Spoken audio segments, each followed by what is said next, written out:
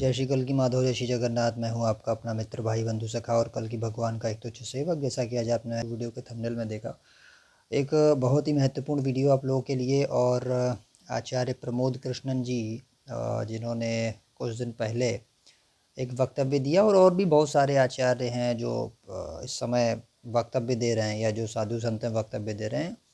कुछ यूट्यूबर्स भी वक्तव्य दे रहे हैं कि कलयुग कब नहीं था, कलयुग कब नहीं था। मतलब ऐसा कौन सा दौर था? क्या सतयुग में कलयुग नहीं था? द्वापर में नहीं था? त्रेता में नहीं था? तो इतने गहनीय विद्वानों से या आचार्यों से, जिनको उपाधि दी गई है श्री श्री 108 श्री, कोई 1008 श्री वाला है, कोई आचार्य है, कोई कुछ है ना, कोई शंकराचार्य है, कोई मनीषी है, कोई मुनि कहला रहा है, कोई साधु सिद्ध कहला रहा है। ऐसे लोगों के मुख से ऐसे वचन जो है शोभा नहीं देते हैं, और उनको थोड़ा शास्त्र अध्ययन करना चाहिए, पहली बात। दूसरी बात ये कि यूट्यूबर्स तो अपना कुछ भी बोल रहे हैं, उनको भी थोड़ा जवाब देते हैं तार्किक दृष्टि से। शायद उन्होंने शास्त्र पढ़े भी नहीं होंगे ठीक से खोल के कभी। तो आज बता देते हैं, पूरा शमन किया जाएगा कि ये जो पूरा मिथ्याचार उड़ाया जा रहा है, उन्होंने कलयुग सतयुग का भेद ही समाप्त कर दिया। कुछ तो हमारे साधु संत ऐसे हैं, वो कहते हैं कलयुग बड़ा सम्माननीय युग है। बताओ। अब बात करते हैं आज वाले टॉपिक पे, कलयुग कब नहीं था। तो जो लोग दलील दे रहे हैं कलयुग कब नहीं था, यानी हर युग में था, वो कौन है आप खुद बताना। कल की पुराण में स्पष्ट रूप से कलयुग और दूसरे युगों में अंतर लिखा हुआ है, स्पष्ट अंतर लिखा हुआ है, जिसमें पहला पॉइंट जो है वो है वर्णाश्रम धर्म का समाप्त हो जाना। कल की पुराण में लिखा हुआ है कि कलयुग में वर्णाश्रम धर्म समाप्त हो गया, क्योंकि कली और उसके अनुचरों ने, इनको मलेक्ष बोला जाता है, उन्होंने ऐसी व्यवस्थाएं बनाई या ऐसा अतिक्रमण किया संस्कृति पर कि वर्णाश्रम धर्म खत्म हुआ। वर्ण का मतलब यहाँ पे जाति से नहीं होता है।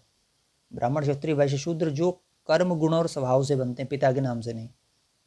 वो एक कह सकते हैं वर्क्स का एक वो है, सेट है, यानी समूह है। जो देश की रक्षा कर रहा है वो क्षत्रिय है, जो वेदाध्ययन वगैरह कर रहा है, ईश्वर की उपासना में जोड़ रहा है लोगों को, वो ब्राह्मण है, और जो व्यापार कर रहा है वो वैश्य है, और जो सेवा के कार्य कर रहा है वो शूद्र है। इस तरीके से तो उन्होंने कहा ये वर्णाश्रम धर्म, और उसमें ऐसा भी नहीं था कि कोई वर्ण चेंज नहीं कर सकता, ऐसा कहीं नहीं लिखा हुआ है। इसका एक अलग से टॉपिक है, और मैं उसको कई बार से साबित कर चुका हूँ शास्त्रों की दृष्टि से। अब तो वर्ण धर्म तो समाप्त हो गया, जिसमें हम अपने इंटरेस्ट के हिसाब से अपना वर्ण चयन करते हैं, यानी पेशा चयन करते थे। वर्ण का मतलब पेशा है यहाँ पे। और आश्रम जो है वो क्या था, 4 आश्रम बताए गए थे। 4 आश्रम कौन कौन से हैं? सबसे पहला जो आश्रम है आपका वो ब्रह्मचर्य, दूसरा गृहस्थ, तीसरा वानप्रस्थ, चौथा संन्यास आश्रम। चारों आश्रम में क्या क्या था? गुरुकुल शिक्षा 25 वर्ष तक, ब्रह्मचर्य में ब्रह्मचर्य का पालन, इंद्रियों को साधना, मन का निग्रह करना। उसके बाद आप आ गए गृहस्थ में, वहाँ भी मन का संयम और इंद्रियों का निग्रह है, लेकिन वहाँ पे संतानोत्पत्ति के लिए, और जो यज्ञ हैं, जो तर्पण हैं, जो पितरों की सेवा है, जो भी चीज़ें हैं, अतिथियों का जो भाग है, या संतों साधुओं को जो दान है, वो सब उसमें कार्य किए जाते हैं अपनी पत्नी के साथ में, और संतान के पालन पोषण किया जाता है। वानप्रस्थी जब हो गए, जंगल चले गए पत्नी के साथ, उसकी व्यवस्था राजा करता था या समाज करता था उन लोगों के लिए, ताकि वो अध्यात्म से जुड़ के आत्मा से करीब जा सकें, इसलिए वो था। और संन्यास आश्रम में पत्नी और पति अलग अलग हो गए, यानी लास्ट में केवल ब्रह्म की प्राप्ति के लिए यह उद्देश्य रह गया। तो चारों आश्रम तबाह हो गए, नहीं हो गए? अब कौन कर रहा है बताना जरा। ये कह रहे हैं कहीं भी कलयुग नहीं है, वो कब कब नहीं था कलयुग, तो बता दो ना कि कौन चारों धर्मों का पालन कर रहा है, 4 आश्रमों का पालन कर रहा है, बता दो। दूसरा फिर ये आता है कि यज्ञ, वेद और विद्या का उच्छेद हो गया। कलयुग में ना तो यज्ञ की विद्या रही, ना वेद की विद्या रही, उसके मर्मज्ञ समाप्त हो गए। अब तो दंत कथाएं चल रही हैं, लोक कथाएं। अब आप सोचो कि यज्ञ से मनोवांछित फल की प्राप्ति हमेशा होती थी, त्रेता में भी हुई, द्वापर में भी हुई, आपने तमाम पौराणिक कथाओं में पढ़ा। अब बता दो कलयुग में कब हो रही है यज्ञ और वेद से? कौन सा ऐसा जो निरर्थक के दलीलें दे रहे हैं लोग, उनसे मैं पूछना चाह रहा हूँ, 3 युगों में कब मनोवांछित फल यज्ञ ने प्रदान नहीं किया? और कलयुग में ऐसा आप कौन सा जो है ज्ञाता है, विद्वान है, जो वो वाले यज्ञ कर सकता है जो इच्छित फल की प्राप्ति करा दे? तो अंतर है या नहीं है तीनों युग से कलयुग में? साफ साफ अंतर दिख रहा है। यज्ञ वेद समाप्त हो गया, वर्णाश्रम समाप्त हो गया। अब आते हैं अगली बात पे, अशुद्धता, प्रदूषण जिसको बोलते हैं। तीनों युगों में स्पष्ट था कि भाई भोजन, जल, वायु, भूमि सब साफ था, अच्छा पर्यावरण था। अब क्या हो गया है? अशुद्ध भोजन, अशुद्ध जल, अशुद्ध वायु, अशुद्ध भूमि।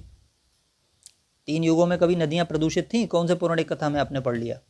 आज हैं प्रदूषित। प्रदूषण का वर्णन किस शास्त्र में आया? किसी में नहीं आया।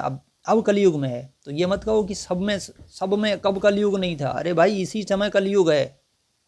आप सुख भोग रहे होगे, आप मजा ले रहे होगे अपने मठ में, ठीक है, आपको नहीं लगेगा, दूसरों को लग रहा है ना, दूसरों को लग रहा है। मरे जा रहे हैं जो बेचारे, उसके जो उनका AQI इंडेक्स डाउन हो गया, उनसे पूछो जाके पहले ये है कि नहीं है। मानव ने दुर्दशा कर डाली पूरी प्रकृति की। दूसरी बात, दिव्यास्त्रों का लोप हो गया। स्पष्ट अंतर है ये। तीनों युगों में दिव्यास्त्र थे, आपने देखा तमाम पौराणिक कथाओं में गुरु के द्वारा दिए जाते थे, मंत्रों से उनको सिद्ध किया जाता था और संधान किया जाता था। अब बता दो कलयुग में किसके पास वो विद्या है जो दिव्यास्त्रों का वो कर ले, संधान कर ले? या कौन सा गुरु है ट्रेंड कर देगा, पाशुपतास्त्र ब्रह्मास्त्र इत्यादि सब आप निकाल लोगे? टेक्नोलॉजी समझ जोड़ो।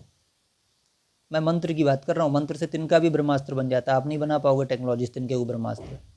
उसमें यूरेनियम वगैरह पता नहीं क्या क्या लगता है, जिसको आप न्यूक्लियर बम हो पता नहीं क्या क्या बोलते हो, वो अलग बात है। मैंने यहाँ पे 4 आपको स्टेप दे दिए कि इसी में सब समझ में आ जाता है, 4-5 स्टेप्स में। उसमें जो पहला था वर्ण का, यानी इंटरेस्ट से, गुण से, स्वभाव से जो वर्ण हम चयन करते थे उनका लोप हो गया, उस पूरी उसका रीति का। आश्रम धर्म का लोप हो गया, यज्ञ का लोप हो गया, वेद विद्या का उच्छेद हो गया। यज्ञ से कोई भी मनोवांछित फल प्राप्त नहीं हो रहा और ना ऐसे ज्ञाता रहे।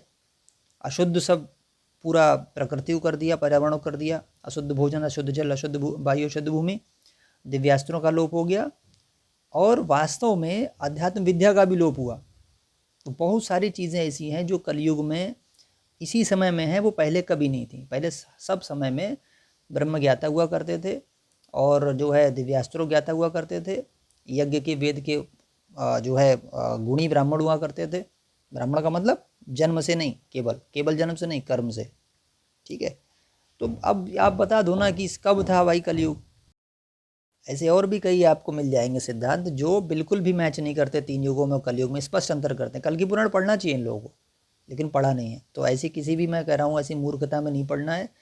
ये लोग कहीं ना कहीं कली की व्यवस्था को पुष्ट करने वाले लोग हैं जो ये कह रहे हैं कि हर समय कलयुग था, यानी इट मीन्स इस समय भी कोई भी कलयुग नहीं है। तो आपके अंदर फिर जो विरोध की जो प्रवृत्ति है वो समाप्त हो जाएगी। आप अधर्म का नाश करने के लिए हथियार उठाओगे ही नहीं, कह दोगे ना इस समय भी सतयुग चल रहा है, कब कलयुग नहीं था। ये चाल हो सकती है, सावधान रहना है। हमें अपनी विचारधारा ऐसी बनानी है कि इस युग को हमें परिवर्तित करना है। उसमें भगवान कल की जो भी हमें कार्य देंगे, भूमिका दायित्व देंगे, उसको हमें निभाना है, उनके योद्धा बनना है। भले ही वो हमसे कह दें कि आप जो है सेवा करो, आप युद्ध लड़ो, जो भी काम आपको दे दिया जाए, लेकिन उसके लिए तैयार रहना है, मेंटली प्रिपेयर्ड रहना है। तो अपना मोरल को हमेशा कभी ऐसा नहीं करना कि इसमें मस्त हो गए। इस वाली समाज में इस समय जो व्यवस्था चल रही है, जो उसमें मस्त हैं, जो आनंद ले रहे हैं, जो सुख से हैं, जिनको उसमें दोष नहीं दिख रहा है, वो सारे साफ हो जाएंगे। ये भी बता दे रहा हूँ आपको, ये कारण है। तो इसलिए जो है किसी भी इस तरह का प्रकार की जो झूठी दलीलें हैं या अधूरे नॉलेज है, अधूरी ज्ञान है, इन सबको दिमाग से निकाल दीजिए। वीडियो अच्छी लगी है भैया तो सब लोग कृपया करके इस वीडियो को शेयर करिए, ताकि और लोगों को भी थोड़ी अकल आए जो ऐसे सिद्धांत लेके बैठे, मिथ्याचार लेके बैठे हैं, और उन यूट्यूबर्स को भी अकल आए जो बेवकूफ़ी कर रहे हैं। चैनल पर अगर नए तो भैया चैनल को सब्सक्राइब अवश्य कर लीजिए। इसी प्रकार कर्मयोग, ज्ञान, भक्तियों की वीडियोज़ आती रहती हैं, आपके लिए लाते रहेंगे। युग परिवर्तन से जुड़ी इन्फॉर्मेशन आपके लिए मिलती रहेंगी इसी चैनल पर। टेलीग्राम ग्रुप से भी जुड़ सकते हैं, इसका लिंक डिस्क्रिप्शन और पिन कमेंट में दे रखा है। आप कलयुग और महाविनाश में आपको बचाने वाली ब्रह्मेकाक्षर मंत्र और शून्य साधना की स्टेप से या विधि से जुड़ सकते हैं, जिसका भी PDF हमने डिस्क्रिप्शन में और पिन कमेंट में दे रखा है। मेल कर सकते हैं kalkikapaar@gmail.com पर मुझे, अगर कोई आपका प्रश्न है, सुझाव है। मिलते हैं आपसे नेक्स्ट वीडियो में। जय श्री कल्की माधव, जय श्री जगन्नाथ, जय श्री पंचगा, जय श्री सत्यनारायण।